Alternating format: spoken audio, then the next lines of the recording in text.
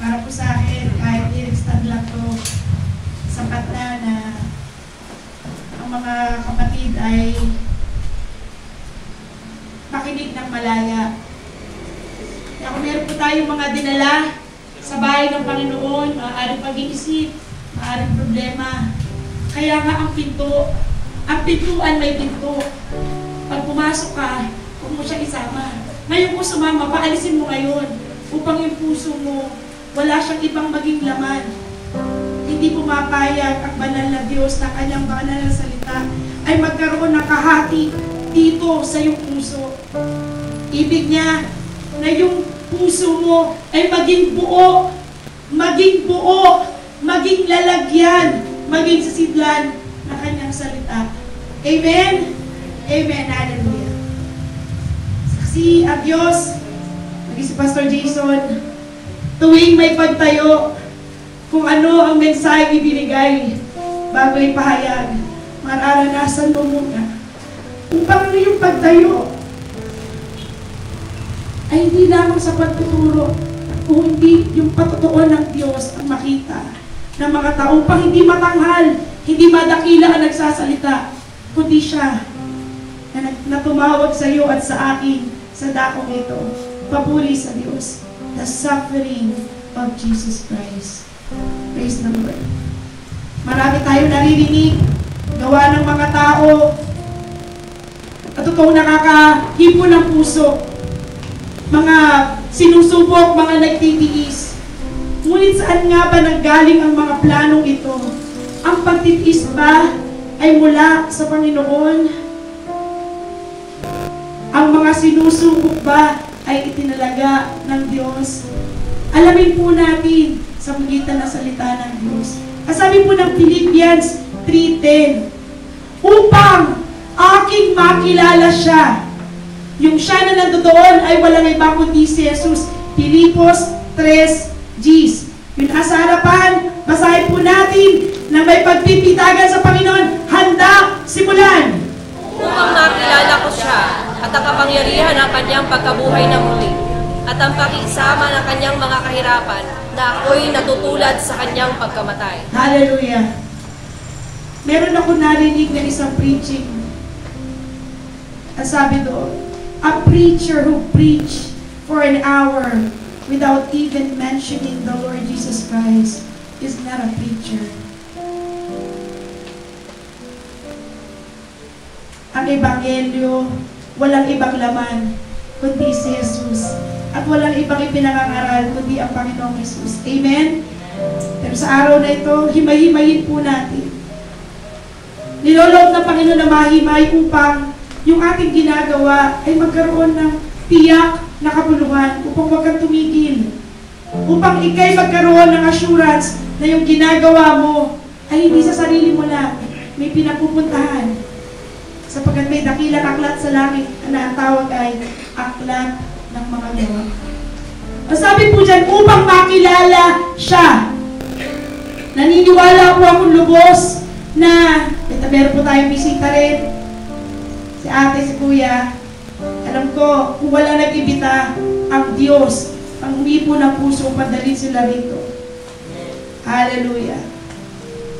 At yung dalawang kaibigan ni Pastor Jason.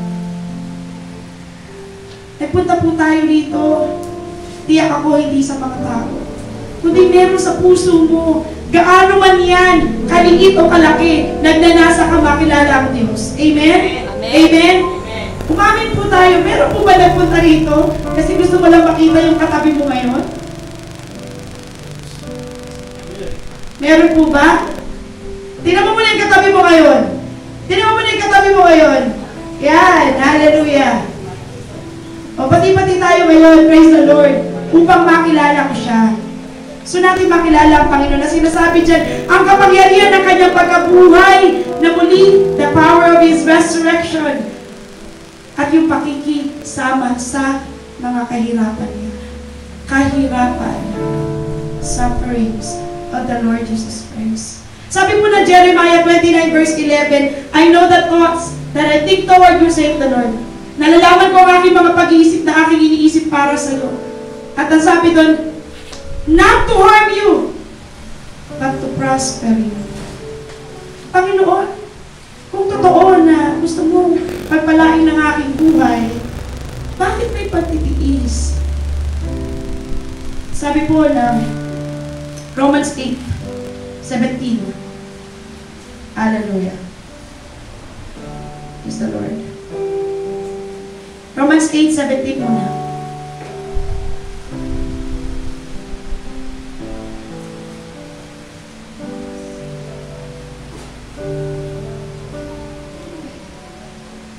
Sige po, habang hinihintay po natin. And if children, then heirs, heirs of God, and joint heirs with Christ, if so be that we suffer with Him. May tinutukoy kanino ka makikipagkaisa sa pagtitiis? Hindi yung katabi mo, kay Kristo, Him, that we may be also glorified together. Sino dito, mga anak ng Diyos? Taas ang kamay! Sino ng hallelujah! Hallelujah! Hallelujah! It's always a privilege na ipahayag natin na tayo ay mga anak ng Diyos. At dahil mga anak, sila po ay mga tagapagmana upang makilala ko siya. So ang Panginoong Jesus na parito upang magbigay, naghanda ng mga mana sa kanyang mga anak. At sa lahat ng mga tumanggap sa Panginoon, binigyan niya ng kapangyarihan. He gave him power. Sa Tagalog, karapatan. He gave him rights upang maging anak ng Diyos. At dahil anak, mayroong mana. Ano ang mana? 18. Ang sabi po dyan, for I recall that the sufferings of this present time, yung mga pagtitiis, napatunayan ko ang mga pagtitiis. May tinitiis ka ba ngayon? May tinitiis ka ba nung isang linggo? Nung isang buwan? Ano man yan? Napatunayan ko na ang mga pagtitiis sa buhay na ito of this present time, not worthy to be compared. Sabihin mga kapatid, compared. Isa pa, compared. Tinignan ko yung original text, sapagkat yan po ay New Testament, yan po yung nasulat sa Greek. At yung compared, alam niyo po ba ibig sabihin? Advantage. Hallelujah. Minsan di ba nadadaanan kasi natin, kaya lagi ko ipapayo, turdo ko po din man, hindi raw lilipas. Himay-himayin mo. Ultimo, preposition yan. Ultimo, connector yan. May ibig sabihin. Not worthy to be compared with the glory which shall be revealed in us. Ang sabi ng Panginoon, ikay tagapagmana. Maaring hindi mo pa nakikita, hindi ka binigyan ng pagkakataon ng Diyos, ma-vision mo kung anong mana mo. Huwag ka mag-alala kapatid. Nakita mo man sa panaginip, sa pangitain, o hindi mo pa siya nakikita, ang Diyos ay tapat. Sa mga anak ng Diyos, merong kaluwalhatian, hindi mo kayang ikumpara sa nararanasan mo ngayon. Sinong hindi nagtitiis? Tiisin mo pa, sapagkat hindi kayang ikumpara yung nararanasan mo sa kaluwalhatian na naghihintay sa mga tunay na anak ng Diyos. Hallelujah. The suffering of Jesus Christ. The call of suffering. Ang pagtitiis ba ay isang pagtawag? Tinawag kang maging pastor, maging evangelista, maging propeta, maging apostol, maging tagapagturo. Eh yung maging tagatiis, iyan po ba ay isang pagkatawag? A call to suffer. Philippians 1:29. At hindi lamang ikaw ay tinawag ng Panginoon upang manampalataya. Sabihin mga kapatid, manampalataya! Manampalataya! Ang pagsampalataya ay kulang.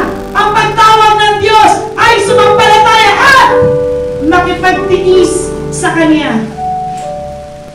Philippians 1:29 po. Ikaw, ako ay tinawag ng Diyos, hindi lamang, not only to believe, but to suffer with Him. Huwag ka mag-alala. Hindi lang naman sinabi to suffer eh. Ang lungkot, di ba? Iniwan ka nagtitiis mag-isa. Hindi po. May pangako with Him. Yung with Him na yun, nandun na lahat ng lakas. My grace is sufficient for thee. At sabi ng Panginoon, ano man yung kalagayan mo ngayon, His grace, yung biyaya niya sapat. At yan, sapat sa lahat. Sapat din yan para sa akin at sa aking sambahan. Hallelujah. 2 Corinthians 1, verse 5. Ang sabi po doon, tayo po ay maging partakers ng pagtitiis ni Kristo. So, Philippians 1:29 sinasabi, tinawag hindi lamang manampalataya, kung hindi upang makipagtiis. Sapagkat kung paano sumasagana sa atin ang mga sakit. Yan, sakit, suffering, hindi yan sakit. Sakit ni Kristo ay gayon din naman ang aming kaaliwan ay sumasagana sa pamamagitan ni Kristo. So, suffering pala equals comfort. Hallelujah. Sabihin po natin, sufferings equals comfort. Guni-guni ko lang ba? Hindi. Malinaw ang salita ng Diyos. Sapagkat kung paano, marami ka bang tinitiis? Kung paano sumasagana, tumadami, tumudoble, triple, ang yung tinitiis, ay gayon din naman. Sumasagana, abound, kaaliwan. Ito pala yun. Kaya pala ikaw tinawag na mag-tiis upang habang dumadami ang iyong tinitiis, maaaring asawa mo, anak mo, katrabaho mo, tinuturuan mo, minimentor mo, sino pa man, pastor sa kawan. Hari nawa, hindi kawan sa pastor. Hallelujah. Upang kalooban ng Diyos. Makinig po tayo, kalooban ng Diyos na yung sinasabing ang gawa ng Holy Spirit ay maging mga ani, comforter, ay mangyarit maganap sa buhay mo at sa buhay mo. Palakpakan po natin ang Panginoon. Ang mag-tiis pala ay hindi kalugihan. Kung hindi, my thoughts toward you is to prosper you. Sa ibabaw ng lupa, mahirap mabuhay. Kung sila mga call center agent, hallelujah, biyaya ng Panginoon, ilang taon na pinagdaanan, hindi ganun kadali. Maging nanay, maging tatay, nag-aaral, lahat may kanya-kanya po tayong tinitiis. Pero, sa bagay na ito, tinuturo ng Diyos na, una sa lahat, hindi ka nag-iisa. Sabi mo, hindi ako nag-iisa.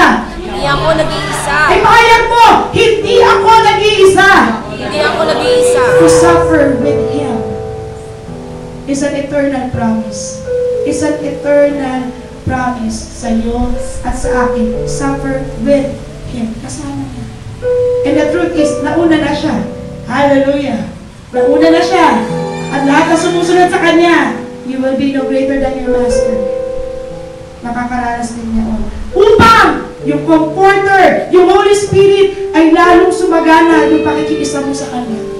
Kapag ikay nagtitiis. Hindi pa totoo naman, pag marami ka tinitiis, lalo dumadami yung prayer mo, lalo dumadami devotion mo, lalo maraming waiting upon the Lord, lalo maraming pagbabasa ng salita ng Diyos, lalo mas maraming kababaang loob, may mabuting ginagawa ang pagtitiis. The suffering of Jesus Christ. Hallelujah. 2 Timothy 2:12. Ang sabi niya, sapagkat siya'y naghahari, tayo rin naman ay maghahari kasama niya. Yung mga kasama niya, ano ang kanilang description? Nagtitiis. Sabi mo sa katabi mo, nagtitiis ka pa ba? Ngitian mo kasi pinapaliwanag ko. Hindi sa aking sarili paliwanag kasi kung ako magpapaliwanag, hindi ko kaya sabihin masaya, magtiis. Ngunit dahil ang salita ng Diyos ay laging dakila kaysa sa karunungan ng tao, maniwala ka at maniwala ako ng pagtitiis, pero mabuting resulta.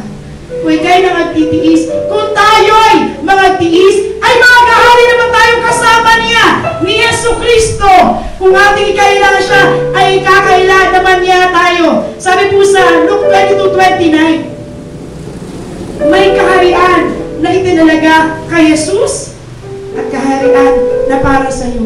Paano ka maghahari kung walang kaharian? Pinapatunayan ang salita ng Diyos sapagkat may kaharian na paghaharian mo at paghaharian ko. Kasabi mo sa katabi mo, magtiis ka pa.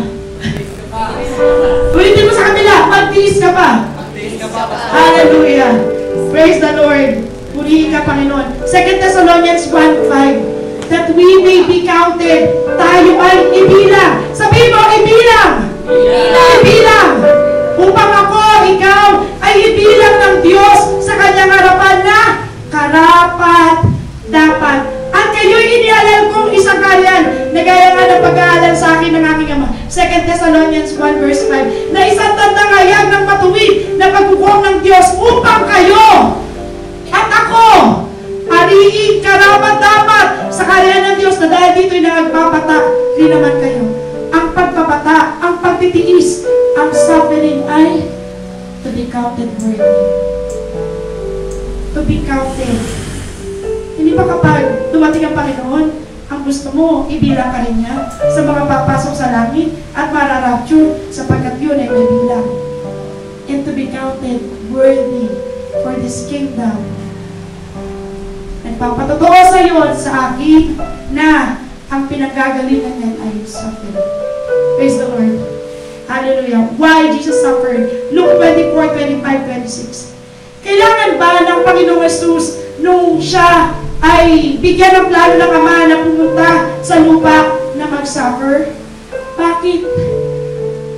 Kahit sa salita ng Diyos, ang mga Hudyo hindi maunawaan. Bakit kailangan magdusa nitong messenger ng Messiah? At sinabi niya sa kanila, o mga taong aning, makukupat ang mga pusong magsisampalataya sa lahat ng mga salita ng mga propeta. 26, sapagkat doon pa man sinasabi na, and the Messiah shall suffer and be crucified. Hindi pa ipinapanganak si Jesus, nasulat na, at ang nasulat ay magaganap at naganap na. At dahil naganap, ikaw ay narinig ko ngayon. Purihin po natin ang Panginoon. Hallelujah! Hallelujah! Hallelujah! Hallelujah! Hindi ba kinakailangan na si Kristo ay maghirap ng mga bagay na ito at pumasok sa kanyang kalwalatian? Hindi ba pwedeng mamatay na lang siyang bigla? Pagkatapos bumangon at pumasok sa kanyang kalwalatian, Diyos naman siya. Diba? Diyos Ama, may Diyos Anak, may Diyos Espiritu Santo. Bakit? Ikilid po natin ang ating pakinig. Ito po ang mga dahilan kung bakit kailangan si Jesus na tinatawag mong Panginoon at tagapagligtas ng iyong kaluluwa ay dumaan sa mga pagbabata. Luke 20, Hebrews 3:12. Nakakatulong talaga itong projector eh. Though madali, kaya ko siya hanapin, kaya lang kukuha siya ng time. So, i-appreciate po natin may projector. Tingnan po natin yung ating monitor. Lalo na kung ngayon, wala po kayong hawak. Hallelujah. Magsipag-ingat kayo mga kapatid, baka sakaling mayroon sa kanino man sa inyo na isang puso masama na walang pananampalataya na nag-iiwalay sa inyo sa Diyos. Hallelujah. Praise the Lord.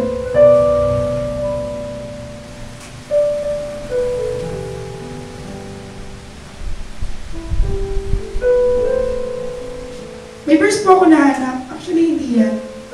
Pero ang sabi doon, nakipagtiis si Jesus upang i-sanctify, upang linisin ang kanyang mga banal. Ang isang purpose, kaya nagbata si Jesus, hindi pumasok agad sa kanyang kalwalatian sa kanan ng Diyos Ama, ay upang linisin kanya at malinis ako. Sapagkat ang kanyang dugo ay kailangan mapupo. Without atonement, there is no remission of sin. Kung walang pagbububo ng dugo, walang kapatawaran ng kasalanan ng tao. Kahit kumuha ka lang ng piso, oo. Sinasadya ko man o hindi, oo. Walang kapatawaran. To sanctify yung mga anak ng Diyos. Hallelujah. 2 Corinthians 5:21 na sinasabi doon, ang katwiran ni Kristo ay ibinibigay niya sa iyo. Anong kinuha niya mula sa atin? Kahihiyan, karumihan, kasalanan. Upang tayo'y gawing matuwid. Kung walang suffering, hindi ka makakatayong karapat-dapat sa harapan ng Diyos. Hindi ako makakatayong karapat-dapat sa harapan ng Diyos. Makikita lagi ng Ama ang lahat ng aking karumihan mula nang ako'y panganak. Sapagkat ipinagliya ko sa kasalanan, ang sabi ni David. kay Adan, the generational sin. Ngunit, dahil nagbata si Kristo, ito po yung reason. Kaya siya nagbata upang ikaw at ako ay maging karapat-dapat. There's no other way. Walang ibang way upang yung righteousness ng Panginoong Jesus ay lumipat sa iyo na kumilala sa kanyang Panginoon at tagapagligtas ay ipagpalit doon sa kahihiyan na meron sa atin. Yung ating unrighteousness. Sabi po sa verse Hebrews 12:2, na ituon natin ang ating mga mata kay Kristo. Itinutuon po ba natin, ate? Kuya, itinutuon pa po ba natin yung ating mga mata? Sa krus ni Jesus. Sino? Si Jesus, the author and the finisher of our faith. Hallelujah. Na ang krus ay nagpapatotoo sa iyo at sa akin. Siya na nagpasimula ng pananampalataya ay siya rin nagtapos. Sabi sa Tagalog, nagpasakdal. Nagpasakdal. Perfecting faith. Namatay si Jesus, hindi simpleng pagkamatay. Mamaya didetalyin natin. Why he need to suffer? Ba't kailangan magdusa ng Panginoong Jesus? Bakit kailangan magdusa ng Panginoong Jesus? Upang yung pananampalataya na nasa iyo, magkaroon ng sukat. Sukat. Sabi ng mga kapatid, sukat. At yung sukat na yun, umabot doon sa measurement na hahanapin ng Diyos sa araw ng paghukom. At walang sino man na mga gawa ng mga tao ang kayang pumuno doon sa kasukatan ng pananampalataya na tanging pagbabata ni Kristo ang gumawa. Pagbabata ni Kristo. The suffering of Jesus Christ. Hallelujah. Makipagtiis kayo sa akin. Si Kristo, makinig tayo mabuti. Hindi siya basta naupo at nilabanan ng antok. Hallelujah. He really suffered. He really suffered. Talagang natiis. The details of Christ's suffering. Extreme stress. Lubhang malaking paghihirap. At tawag po doon ay agony. Pag hinanap niyo po sa buong Bible, dito lang tinuturo yung word na agony. Marami mga nagtiis, mga lingkod ng Diyos, propeta, hari, pero yung agony, walang ibang pinagamitan kundi si Yesu Cristo. The agony of Jesus Christ. Lubhang malaking kahirapan, kalungkutan, dala ng kasalanan mo at kasalanan. Yun ang dinala ni Jesus. The agony of Jesus Christ. Usap po natin Mark 14:34. Makinig po at basahin sa harapan. Handa simulan. At sinabi niya sa kanila, namamaglaw na lubha ang aking kaluluwa hanggang sa kamatayan. Mga tira kayo rito at mga kapuyan. 2,000 years ago, mga kapatid, tingnan natin ang Panginoong Jesus na inaawitan mo, tinatawagan mo pa, nag-pray ka. 2,000 years ago, ito yung kalagayan niya. Namamanglaw na lubha ang aking kaluluwa. I feel sorrow unto death. Naranasan mo na ba? Na halos ikamatay mo yung sobrang kalungkutan. Hindi ikaw na una. Si Jesus. 2,000 years ago, si Jesus, bago ka magkaroon ng church na dadaluhan, bago ka magkaroon ng tawag, 2,000 years ago, ang kaluluwa ni Jesus, sabi niya, lubhang namamaglaw. Luke 22:49, sa sobrang hirap, sa sobrang kapanglawan, ang kanyang dugo ay naging tila, ang kanyang pawis ay naging tila, dugo. Noon iniisip ko, figurative ba to? Ito ba ay parang expression lang ng kanyang hirap? Hindi po. Pinag-aralan, itong kalagayan ni Jesus, si Ate Lenia, nurse siya. Kapag pala yung capillary, yung isang klase ng ugat na atin, tayo, bilang mga tao, kapag sobra kang na-stress, nagiging fragile siya, yung dugo lumalabas, umahalo sa pawis. So ito ay hindi naging tila, ito ay totoo. Yung hirap, yung lubhang kapanglawan. Unawain po natin yung ating napapakinggan. Hindi po tayo basta dinala ng Diyos dito upang sa ilang araw tumigil kang maglingkod. Kailangan maintindihan mo kung ano yung babatayin mo, kung ano yung pagdadaanan mo. Dapat naiintindihan mo kung ano yung pinasok mo makikipagrelasyon kay Kristo. Si Jesus 2,000 years ago, nakaluhod. Ikaw ba'y lumunod sa panalangin? Nauna na siya. At ang sabi niya, ako'y namamanglaw. Hanggang kamatayan, ang pawis naging gaya ng dugo. Si Jesus, nagpata, humira. Ito yung agony. John 12:27. Ang sabi niya, ang aking kaluluwa ay lubang nahihirapan. Ngayon ay nagugulumihan ng aking kaluluwa at ang aking sasabihin, Ama! Ang sabi ni Jesus. Si Jesus nakaluhod. Paano ikay lumunod at ako'y lumunod na nagsasabi, sa Diyos Ama, siya man may tatay din. Ama, iligtas mo ako sa oras na ito. Ngunit dahil dito ay naparito ako sa oras na ito. Kaya siya ipinanganak. Just to suffer. Ipinanganak siya para magbata. Pero may kaluluwa si Jesus. Siya ay 100% na tao na nasa lupa. 100% na tao. Mga tao ba ang kaharap ko? Mga tao po ba? Amen. So noon siya, ikaw ngayon, at ako. Lubang nahihirapan ang pawis naging gaya ng dugo. Emotional suffering. Ano yung mga pinagdaanan ni Jesus? Luke 17:25. Naranasan po niyang ma-reject. Ito po kailangan mo na siya magbata ng maraming bagay at itakwil ng lahing ito. Si Yesu Cristo, anak ng Diyos, itinakwil na kanyang mga kalahi.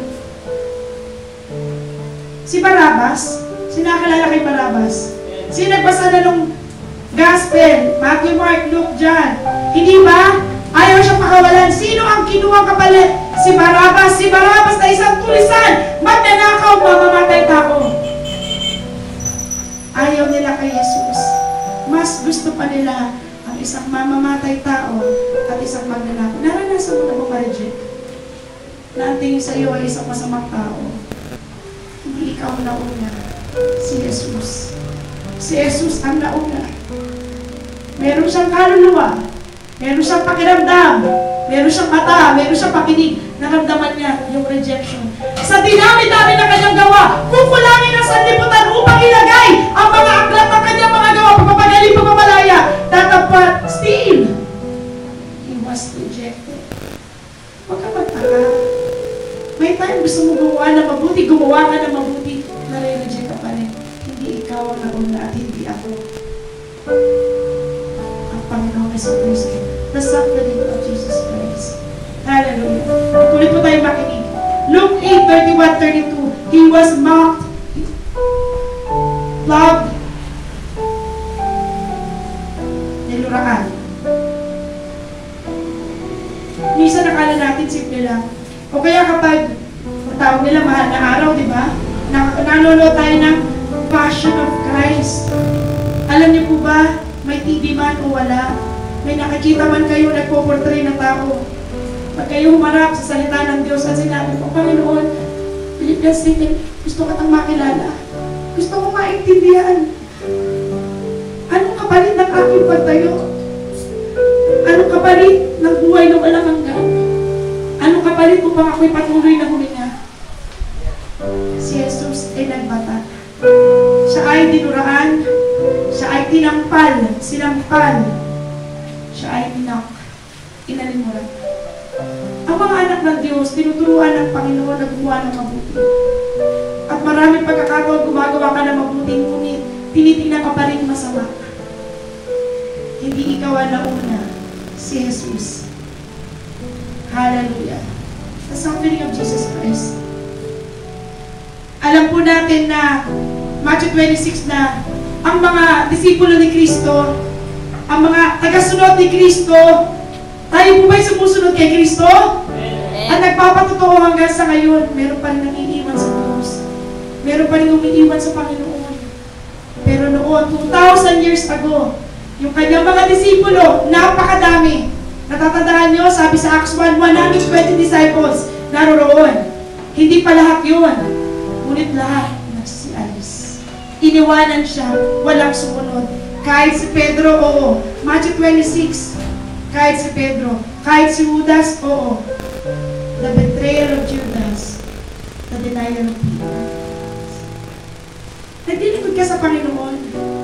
Mga malalapit mo kaibigan, kamag-anak. Nararanasan mo, may betrayal sa'yo. Dinidinay ka dahil wala ka nang alam gawin kundi magsimba, dumalo, magpuri, sumamba, magbasa ng Bible, gumawa ng mabuti, makipagpayapa. Hindi ikaw ang nauna, si Jesus. Mga kapatid, kung maranasan mo ito, naranasan mo na, magalak ka sa Panginoon. Nakikipag-fellowship ka. Fellowship. Sabihin mo sa iyong katabi, fellowship. Nakikibahagi, fellowship in Christ suffering. So si Jesus ang nauna. Si Jesus ang unang nalumbay ng sobra. Si Jesus. Si Jesus. Iniwan ng mga kaibigan.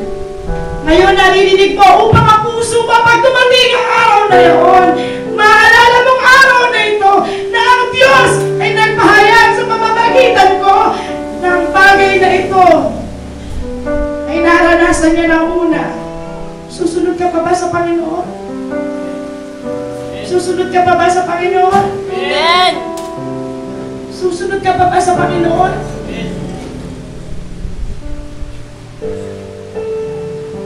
Physical. Sinabi ko kanina, he was slapped, sinampal. Sa Tagalog, sinuntok. John 18 verse 12, sabi niya, he was bound. Siya ay iginapos. Siya ay nagpapagaling. Siya ay nagpapalaya. Ngunit hinuli siya na gaya ng isang tulisan. Gaano kahirap mapahiya? Nag-share ka ng word of God. Tapos sasabihan ka ng kung ano. Gaano kahirap?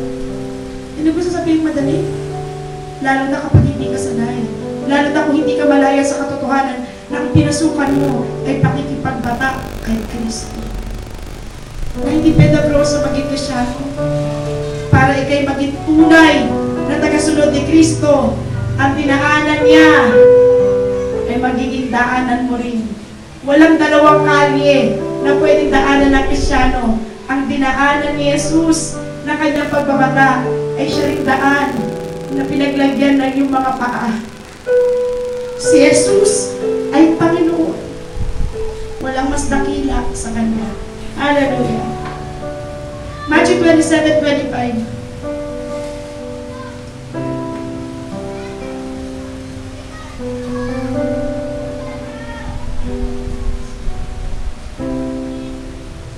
Sinasabi po dyan, Matthew, Mark, Luke dyan, na ang Panginoong Jesus ay hinampas. Ilang beses na po natin narinig. Lalo na yung matatagal na rito. Sino po yung nakarinig na kung anong ginawa sa Panginoon? Hinampas. Sino yung nakarinig na? Taas ang kamay. Taas ang kamay. So hindi nakataas ang kamay, hindi nyo alam po, hindi sigurado na hinampas sa Panginoon. Dahil yung custom nila, dahil under sila ng Roman government, meron silang panghampas. At yung panghampas, may bato, may metal. At yung bato at metal, kumukutkot ng laman. Na kapag hinampas, at ang bilang ng hampas, sabi sa Deuteronomy 40 lashes. Pero sa New Testament, dahil sa hirap, binawasan ng isa naging 39. So 39 lashes. Hallelujah. Nakaupo ka ngayon. Namnamin mo yung pagkaupo mo. Because Jesus Christ was lashed 39 times sa kanyang likod. Sabi sa salita ng Diyos, ibinigay ko ang aking likod upang kanilang kampasin upang ikaw magkaroon ka ng bahagi sa tahanan mo. Naiintindihan po ba natin yung pagbabata ni Kristo? Huwag po natin lang siyang kaawaan. Tanggapin natin yung katotohanan na ang pinasukan mo ay ito, the suffering of Jesus Christ. Hallelujah. Hallelujah. the severity of beating. Isaiah 50 verse 6. Ito po yung magpapaliwanag gaano kahirap yung pinagdaanan niya upang ako ay maging Kristyano at ikaw magkaroon ng mana sa langit. Aking ipinain ang aking likod sa mga mananakit at ang aking mga pisngi sa mga bumabantak ng balbas. Hindi ko ikinubli ang aking muka sa kahihiyan at paglura. Hindi niya ikinubli yung kanyang muka, yung kanyang likod. Ibinigay niya ng buong kalooban. Ang Panginoon, bago pumunta ng lupa, kasama na siya ng Ama. Amen? Nilikhaan lahat na walang ibang kasama kundi ang anak ng Diyos, si Jesus. At siya ay omniscient. Alam niya, bagong araw na ito ay kayo nakikinig. Alam niya ang lahat ng mga ito. At alam niya 2,000 years ago, yun ang kanyang pagdadaanan. Kaya ganun na lamang. Yung kanyang kalumpayan, upang matiis niya yung kanyang pagdaraanan. Sabi po sa Isaiah 52, verse 14. Basahin po natin, handa, simulan. Kung paanong marami natigilan dahil sa iyo, ang kanyang mukha ay nagkatuwa. Sa kanino man lalaki, ang kanyang anyo ay higit sa kumakatuwa sa mga anak ng mga tao. Ulitin ko po. Kung paano marami ang natigilan dahil sa iyo, di po ba may resurrection noon? At nakita ang Panginoong Jesus, hindi pa kayo nagtataka kung bakit hindi siya mamukaan ng mga alagad? Dahil sa sobrang deformity ng kanyang katawan. Sobrang deformity. Yung 39 lashes, kumutkot ng laman. At ang nagdala nun, kasalanan mo at kasalanan ko. Wala lang iba pa. Ang kanyang mukha ay napakakatuwa kaysa kanino mang lalaki. At ang kanyang anyo ay higit na kumatuwa kaysa mga anak. Pwede po sa English. Medyo malalim kasi ang Tagalog eh. Pero pinapatukulan niya sa sobrang deformity nung kanyang hirap. Nung hirap ng Panginoong Jesus, hindi na siya makilala bilang tao. Kapatid, ano ba pinagtitiisan mo ngayon? Ang Panginoon na tinatawag natin, Panginoong Jesus. Ito yung kanya naranasan. Nawa pagkatapos nito, makita natin na ang kasalanan nagpapapako sa krus sa Panginoon. As many were astonished that his visage was so marred more than any man, and his form more than the sons of men. Hallelujah. Matthew 27, 28, 30. Alam po natin may thorn, crown of thorn at merong scarlet robe. Amen? Amen? Yung pong thorn ay gawa sa mga tinik, halamang matinik. Ang size doon, ayon sa custom, ay 1 to 2 inches. Ang 1 inch, alam ko ganito, around. Tingnan natin mabuti. Kung 1 to 2, mga ganyan. At sila'y nagkabakama ng isang putong na tinik at ipinutong sa kanyang ulo kay Jesus. At inilagay sa kanang kamay niya ang isang tambo. At sila'y nagsulod sa harap niya. At siya'y kanilang nilibak na nagsisipagsabi, "Magalak, hari ng mga Hudyo," 30. At siya'y kanilang niluluraan at kinuha nila ang tambo. Yung tambo, ginawa niya scepter. At sinaktan siya sa ulo. E nakahabang thorn, possible ganito, ipinukpok sa ulo. Mga kapatid, minsan nakala natin, simple lang na dumalo ng church. Simple lang maging Kristyano. Itong ibinayad ng Panginoong Jesus. Na tinatawag kong Panginoon, na tinatawag kong Panginoon. Sinasabi natin, madalas mahal kita, Panginoon. Mamaya maintindihan natin kung anong sukat ang pagmamahal meron tayo. Ito ang ipinukpok sa ulo niya. Upang isang araw, hindi apoy ng impyerno ang makita mo. Pag ang iyong katawan lupa ay nawalay sa iyong tunay na buhay, ang iyong kaluluwa. Kung di langit na walang sukat, ikumpara yung kalwalatian na naghihintay sa iyo at sa akin. Siya'y inampas. Yung thorn, sabi sa Genesis 3, hindi ba may sumpa? Curse be the ground! Isinumpa ang lupa, masumpa ang lupa, at siya hindi tutubo, ang tubo niya ay tinik. Sabi niya kay Adan, yung thorn, nagsisimbolize ng curse. Ang Panginoong Jesus, Hari ng langit, the darling of heaven, He was cursed. Siya ay isinumpa para sa iyo at para sa intindihin natin the suffering of Jesus Christ. Minsan mas masakit pa talaga eh. Siya na banal, isinumpa. Yung scarlet robe, sabi po ng Isaiah 1:18, gaano makapula, matingkad na pulang yung pagkakasala, gaya kita paputi na gaya ng niebe. So yung scarlet robe, nag-represent ang kasalanan. Si Jesus, walang kasalanan, mula pa simula, dinamitan ng kasalanan, pinutungan ng sumpa. Kaya nangyari, at sabi niya, lama sa baktan. My God, why have you forsaken me?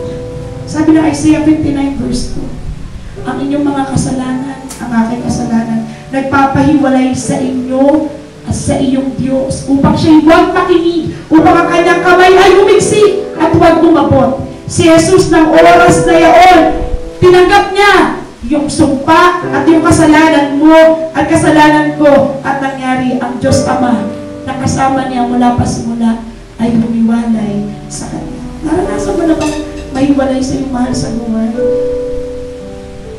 Kaya nga ang sabi sa Romans, bahagya na magligtas ka dahil sa taong matuwid. Bahagya. Ibig sabihin ng bahagya, baka sakali. Hindi sigurado. Pero si Jesus, siya ay nagligtas ng mga kaaway niya. Ikaw at ako. Sabi niya, ikaw hindi na kita kaaway. Ikaw ay kaibigan ko. Ikinukuha ko na yung sumpa at yung kasalanan. Paano namatay si Jesus? Hallelujah! Makinig pa po tayo. Paano namatay si Jesus? Medical discovery. Dahil doon sa laki ng kanyang dinalang kahoy na pinagpakuan sa kanya. Sa kanyang paglalakad, hindi pa siya po ay pinaglakad kasama yung kanyang krus papuntang Golgotha. May account po sa Bible na siya po ay natumba. At yaong kahoy na yaon, dahil sa sobrang bigat at sa dami ng kanyang hampas na tinanggap, maaaring yung puso niya sumabog. At sabi nila ibang passage doon, ang kanyang kamay, ipinako. Ang ipinako, hindi po ito. Dahil noon, ikinukumpara na ang kamay, parte ito, wrist, ito. So, hindi ito, kundi ito. At hindi kaya suportahan ang katawan niya kung ito. Naalala niyo ba yung mga nagpapakamatay? Di ba dito sila dito sila naglalaslas? Si Jesus, hindi laslas. Pako na malaki. 1 sentimetro ang bilog, ipinako sa kanya. Para sa iyo at para sa akin. Para sa iyo yun at para sa akin. Hindi ko kaya yun. Salamat sa iyo, Panginoon. Hindi ko kaya yun. Pero yung tinanggap niya, binigay niya kanyang likod, ibinigay niya kanyang mukha. Siya nagkain. Binigay niya ang kanyang kamay. Ibinigay niya ang kanyang paa.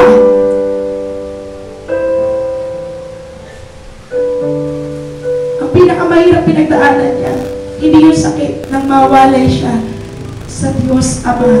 Nagdilig from the 6th hour to the 9th hour, mula alas 12 hanggang alas 3. Maaring hindi kaya pakita ng Diyos Ama nangyayari sa kanyang anak. May anak ka ba? Meron ako nabasa nung bago-bago ako. Merong isang lalaki na tagapagpatigil ng tren. At meron siya kaisa-isang anak. At ang anak niya ay lagi niyang binabantayan. Inaalagaan niyang mabuti. At nung araw na yun, siya may trabaho at sa hindi kalayuan naroon ang kanyang anak naglalaro. At habang siya'y gumagawa, nakita niya malapit na ang tren. Ngunit sa paglapit ng tren, nadandang tao nakasakay, narinig niya ang isang tinig at sabi niya, Ama, tulungan po ako. Sapagkat ang bata ay nahulog doon sa pasilyo ng tren. Ang Ama, mahal na mahal ang anak. Wala siyang ibang kayamanan kundi ang anak. Hindi siya pwede gumawa ng dalawang desisyon. Mahal na mahal niya ang anak. Pero itiningin niya yung daan-daan na nasa tren na maaari pang magkaroon ng pamilya, na maaari pang magkaroon ng pangarap, na maaari pang maging masaya.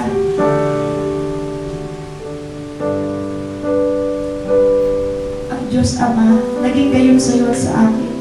Ibinigay niya ang kanyang buntong na anak, kaisa-isa. At alam niya ang kanyang dadanasin.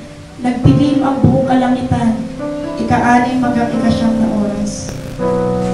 Ano nga ba ang pumatay kay Jesus? Hallelujah, He was crucified. Yung pagpako ba sa krus? Yung pagsabog ng kanyang puso? Yung hindi halos makahinga sa sobrang dami ng ampas? Hindi po. Hindi iyan ang ikinamatay ni Jesus. Makinig po tayong mabuti. Ang sabi po rito, John 10:17 verse 18. Dahil dito'y sinisip na ako ng Ama, sapagkat ibinibigay ko ang aking buhay upang kunin ko muli. Verse 18. Sino may hindi nag-aalis sa akin ito, sino may hindi makapag-aalis, kundi kusa kong ibinibigay. May kapangyarihan ako magbigay nito at may kapangyarihan ako kumuha muli. Tinanggap ko ang utos na ito sa aking Ama. Hindi namatay si Jesus sa pagsabog ng puso, sa dami ng hampas. Namatay si Jesus sapagkat kailangan mo at kailangan ko, sapagkat ang kabayaran ng kasalanan ay kamatayan. Upang wag ikaw ang mahampas at wag din ako, wag ikaw ang mapako, wag ako lagyan ng tinik, wag ako lagyan ng kasalanan na may sumpa, kundi si Jesus. At ang sabi niya, hindi yaon yung kalagayan ng hirap ng kanyang katawan ang ikinamatay niya. Ibinigay niyang pusa. Naglilipod pa tayo sa Panginoon ng pusa. May araw ba na kayo tumatawid kayo napipilitan? Ako'y nalulungkot. Isa narinig ko ako'y napipilitan sa Panginoon. Ang iyong pagpasok sa bahay ng Panginoon, ito ang binayaran ni Jesus. Ibinigay niyang pusa. Hallelujah. Ang pagtitiis ba ay kalooban ng Diyos? Opo. Walang dakila sa kanyang Panginoon. Hallelujah. 1 Peter 2:21. Kaya kung meron kang tinitiis, kapatid, at kung ako may tinitiis, sapagkat sa ganitong bagay, kayo'y tinawag. Sabi mo sa iyong sarili, ako'y tinawag. Ako'y tinawag. Tinawag saan? Sapagkat si Kristo man ay nagpata, He suffered. Dahil sa inyo at sa akin, na kayo'y iniwala ng halimbawa upang kayo'y magsisunod sa hakbang niya. Hindi nagutos ang Diyos ng mga pagbabata na ibinigay sa iyo nang hindi siya ang nauna. Sabi po ng Hebrews 5:8, anong example? Siya pagamat Diyos, nang siya'y pumunta sa lupa, natutunan niya ang pagsunod sa magitan ng mga bagay na kanyang tiniis. So, ang pagtitiis ay nagtuturo ng katwiran ng puso. Para yung puso natin, maraming gusto. Maalis. Para tayo maging masunurin. Mapapalad. Hindi lamang ang tagapakinig na salita ng Diyos ng ilan niya, kundi sila ng mga tagatupad. Then, who obey the way of the Lord. Through suffering, He learned obedience. Pag ikay nagbabata, kasama ni Kristo. Ang pagtitiis ay pakikipagtiis kay Kristo. Nasabi po dito, Luke 9:23, sabi ng Panginoon, at kung sino man ang ibig na sumunod sa akin, ay kanyang itakwil ang kanyang sarili. Kung paano si Jesus, itinakwil niya, sabi niya, Ama, maaari bang kunin mo itong sarong ito? Ngunit hindi sa kalooban ko. Sinasabi natin, not my will, Lord, but thy will be done.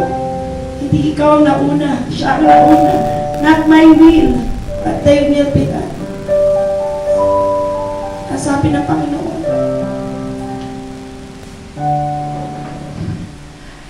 Itakbil ang sarili, pasanin mo yung krus. Mga kapatid, hindi ka na pwede magpasan ng literal na krus. Ano ang krus mo? Yung mga bagay na ibinigay sa iyo ng Diyos. Manalangin. Makisama sa mga banal. Umampot sa walang magulang. Dumalaw sa mga nakakulong. Magturo ng kagandahan loob ni Kristo. Yun yung krus mo. Yun yung dadalhin mo araw-araw. Pag tinakwil mo ang sarili mo, tsaka mo lang magagawa na pitpitin ang krus mo. Never in your lifetime, in my lifetime, magagawa mong pitpitin. Sundin ang Luke 9:23 at sumunod, sapagkat kung nasaan ako, turuan ka rin. Kung nasaan ang aking kanyang, turuan ka rin. Kung nasaan ang aking mana, ay turuan ka rin. Kailangan mo na dinayan. Mga kapatid ko, darating sa punto, maraming pagtakot sa sarili. Maraming gutom, titiisin mo. Maraming puyat, titiisin mo. Maraming pamasahe, titiisin mo. Maraming pagod, titiisin mo. Alang-alang sa krus ni Jesus. Hallelujah. Acts 5:41. Kaya nga sabi niya, magalak ka. Ikaw na nagtitiis. Ikaw na nagpapatay. Yun ang sinasabi ng Panginoon. Kaya minsan nakala nababaliw na tayo eh. Ikaw ay marami tinitiis, tapos ikaw'y magalak. Hindi mo ba narinig? Ang pakikipagtiis, pakikipag-isa, upang aking makilala siya sa kapangyarihan ng kanyang pagkabuhay na muling pakikisama ng kanyang pagtitiis. Ako'y magkaroon ng bahagi kay Kristo na hindi. Para saan ang paglilingkod? Para saan ang pagdalo? Para saan ang paghayo? Kung hindi mo naiintindihan, kailangan mong makabahagi to be partakers ng mga mana ng Diyos. Walang papasok sa langit na walang mana. Lahat na nag-iibig pumasok doon, hindi pwedeng walang bahay. Hallelujah! Hindi pwedeng walang bahay. Pag ikaw'y nakikipagtiis kay Kristo, gumigising ka maaga, makipagtiis ka, ang bahay mo mabubuo. Kailangan mo humayo ka! Dadamitan ka ng Panginoon na mabuting damit. Kailangan mong sumundo ng mga kapatid. Maglabas ka ng pamasahe, sumundo ka. Susuotan ka niya na kanyang katwiran. Ang mga salitang ito, mga kapatid, hindi ito guni-guni. Tuldok, kudlit, hindi mawawala. Sa huling panahon, itong lupa na tinutugtungan ng iyong paa at ang langit na ating tinitingala, mawawala. Mawawala. Ngunit ang tuldok na yaon at ang kudlit na yaon na nasa salita ng Diyos, hindi mapaparang. Gaano pa yung mga salita na naririnig mo na tinuturo ng salita ng Diyos? Hallelujah! Sabi po ng 1 Peter 4:13, malapit na po tayo matapos. Kundi kayo'y mga galak sapagkat kayo'y mga karamay sa mga hirap ni Kristo. Napakabuti ng Diyos. Alam na alam niya. Ako sa laki kong ito, kaya ko magbitbit ng krus? Kakayanin ko ba yung pako? Kakayanin ko ba yung hampas? Eh alam ko witness ko eh. Kurutin mo lang ako, akaray ako eh. Kaya yung puso ko, lagi ko sinasabi. Napakabuti ng Panginoon. Alam niyo pa, tumabot ako ng alas 3, hindi pa rin ako tapos.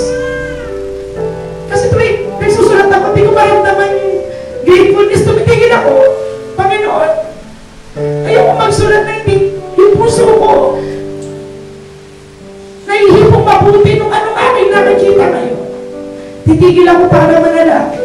Sabi ko, Panginoon, bago ko isulat yung sinasabi ng iyong salita, gusto ko na iintindihan ko muna at ako'y susulat. Kapag ako'y sumusulat, sa aking kalooban, naramdaman ko na parang namamatay ulit yung aking lupang kagalakan ng tiniis na Kristo para sa akin. Titigil ulit ako. Yan, umabot ako ng alas 3. Hindi pa rin ako tapos. Pero ako, naiintindihan ko, hindi pa sa kalikingan ang tinitiis ko. Ang tinitiis ni Kristo para sa akin upang nung ako 20 years ago ay tawagin niya at lumaya at gumaling at maging masaya sa buhay. Buhay na ganap at kasya-saya ang bunga ng krus ni Jesus. Malungkot ka noon, tiniti ako nung wala kang Kristo. Malungkot ang buhay mo. Walang ibang pinagagalingan ng totoo kagalangan kundi si Jesus lang. Hallelujah. Totoo po ba yun? Amen. Totoo po ba yun? Amen. Totoo po yun. Walang ibang pinagagalingan ng totoo kagalangan. Ang tunay na kapayapaan, si Jesus lang. Nangyari yun dahil siya'y nagbata. At ngayon, ika'y nagsabi, Panginoon! Kaya maging Panginoon ng aking buhay. Kaya kung saan dumaan si Jesus, doon ka rin dadaan. Kaya sinasabi sa iyo at sa akin, ianda mo yung sarili. Ang pagtitiis ay isang pagtawag. Ika'y nagtitiis, iyan ay pakikibahagi upang maging tagapagmana. Hallelujah. Wala kami lupa eh. Nasa ibang pangalan. Pero yung pusong umaasa sa Diyos, merong mana doon na hindi mananakaw sa akin kung ako ay magpapasya na laging alalahanin yung binata ni Jesus sa aking buhay. Huwag kapag mahal na araw lang, huwag kapag yan ang kanta. Ako naiintindihan ko, nagpatuloy ako sapagkat lagi kong tinitignan kung saan ako kinuha at kung anong ginawa ng Panginoon sa akin. Wala nang iba pa akong tinitignan niya una. Kaya ako, nagkapamilya, nagkaanak, sa biyaya tabag ni Kristo, nandoon pa rin ako sa kanyang daan kung saan niya ako inilagay. Hallelujah! Kundi kayo'y mga galak. Sabi po ng 1 Peter 2, 19-20, sapagkat ito'y kalugod-lugod mo dahil sa buting ukol sa Diyos ay magtiis ka at sino man ang mga kalumbayan na magpata ng di matuwid. Si Pablo, nagpata din siya. Ginaya siya ng isang tulisan. Si Pablo, mayaman, purong Hebreo, isang Pariseo, itinuring na gaya ng kriminal. Bakit? Alang-alang kay Kristo. Sabi niya, I consider everything, lahat na nasa kanya, na basura lamang, dumi lamang, makaptan niya lang si Kristo. Dito ko po tatapusin. Paano ba maintindihan yung suffering? May isang babae na makasalanan, na taga-Betania. Actually, siya si Maria, na kapatid ni Lazaro, at ni Martha. Siya yung nahuli sa pangangalan niya. At namabalitaan niya na si Jesus ay pupunta sa isang bahay. Siya ay pumaroon, dala-dala yung kanyang alabaster jar. Yung kanyang ungkwento na pabango na ang halaga ay 1 taon nakita ng isang manggagawa. Pero hindi yun ang halaga nun. Alam niyo kung anong halaga nun. Sa isang babae, napakahalaga na meron kang ganun upang ikay maging mapalad sa harapan ng mga tao. Kasi kung wala ka nun, pag nag-propose ang lalaki, wala kang dowry. Nang si Maria, maranasan niya yung pakikinig niya ng salita ni Jesus. At makita niya ng harapan na si Jesus nagpapatawad ng lahat ng kasalanan at lumilimot. Siya'y napunta ron dala-dala yung ungkwento. Yung ungkwento ay pangarap niya. Pangarap ng isang babae. Ibinuhos niya kay Jesus. Yung kanyang pagbubuhos, sinasabi niya, Panginoon, ano pa bang pwede kong ibigay sa'yo na wala ka? Panginoon, ito yung pangarap ko. Ibinubuhos ko sa'yo. May pangarap ka ba? Na gusto mo sanang gawin, pero dahil sa pakikipagtiis kay Kristo, meron kang kwento. At sabi ni Jesus, sa lahat ng dako na ipangaral ang ginawa ng babaeng ito, siya'y aalalahanin. May aklat na mga gawa. Oo, maaaring di tayo nabuhay panahon ni Jesus. Pero kung meron kang mahalaga sa buhay mo, at ibinubuhos mo palagi sa paanan ni Jesus, aalalahanin ka niya sa araw na yaon at ipangangaral sa harapan ng kanyang mga banal at ng mga anghel. Ng mga anghel. Hindi senador, hindi presidente, hindi artista, ng mga anghel at mga banal. Hallelujah. Natutuwa ako kasi minsan binibiro nila kapag gagawa ko mensahe, bakit pa tuwing kalaliman ng gabi? Minsan gusto ko na rin tanongin, Panginoon, bakit ko walang mensahe sa buong linggo? Puro papagat lang hanggang dumating ako sa bahay. Unti-unti naiintindihan ko. Mahirap magturo kung hindi mo buhay. Mahirap. Mangyayari, lalabas kayo dito, wala kayong mararanasan. Ngunit ang tinitirahan ng Diyos, yung nagpapatotoo ang kanyang salita, ay hindi doktrina, kundi kanyang buhay. Hallelujah. At yun nga, ibig niya na makipagtiis ako. Pero kami tinitiis ngayon, itong linggong ito, matapos yung 2 linggong walang tulog, pinagpapasalamat ko sa Panginoon kasi alam ko na tinuturuan niya ma-stretch yung patience at walang tulog, na huwag kang magalit, na huwag kang mainis. Kasi yan talagang kalagayan mo eh. Yun ang kalagayan namin. Isang araw, nagsabi na lang na lalagyan ng paskil ng persil ang bahay namin. Bago ang aking pagtayo, Panginoon, ano pa ba hindi mo kayang tiisin?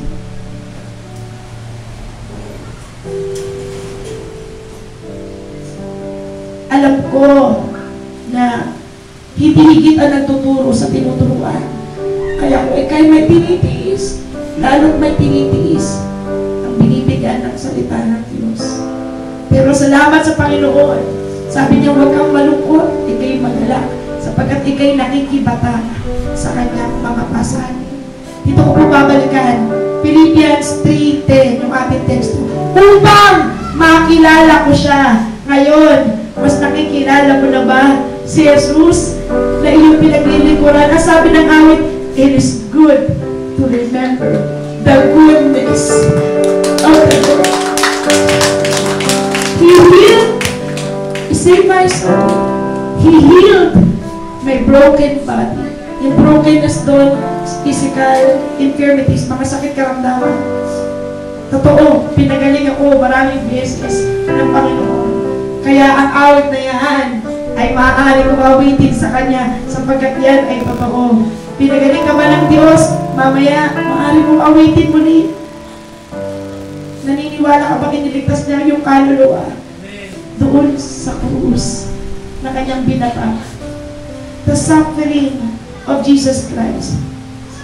Mga kapatid ko, sino magpatuloy? Gusto ko magpatuloy? Itingin niyo ang inyong mata. Itingin ko ang aking mata sa krus ni Jesus, the author and finisher of our faith, upang isang araw sa buhay na ito, kung tayo magkasama-sama o magkahiwalay sa kalooban ni Kristo, isang araw magkikita tayo na mukhaan na naroon mga tagapagmana ng kaharian ng Diyos kasama niya. Tayo po lahat